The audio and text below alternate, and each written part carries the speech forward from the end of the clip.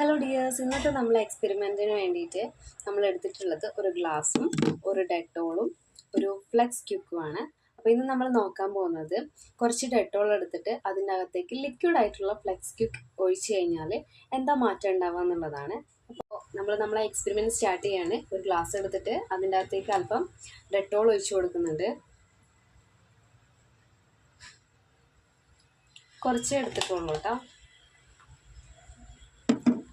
Next ഒഴിച്ചു കൊടുക്കാൻ പോകുന്നത് നമ്മളെ ഫ്ലെക്സ് ക്യൂക്കാണ്. ഇതിപ്പോൾ ഉള്ളത് ലിക്വിഡ് ആയിട്ടുള്ള ഫോമിലാണ്.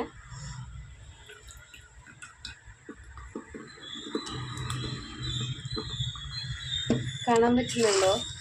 ലിക്വിഡായിട്ട് ഒഴിച്ചു കൊടുത്തിട്ടുണ്ടായിരുന്ന ഫ്ലെക്സ് ക്യൂക്ക് ഇപ്പോൾ ഒരു സോളിഡ് ഫോമിലേക്ക് മാറിയിട്ടുണ്ട്. ഇതിൽ നന്നായിട്ട് കട്ട പിടിച്ചിട്ട് എടുക്കാൻ പറ്റുന്നില്ല, അത്രയ്ക്ക് സോളിഡ് ഫോമിലായിട്ട് മാറിയിട്ടുണ്ട്.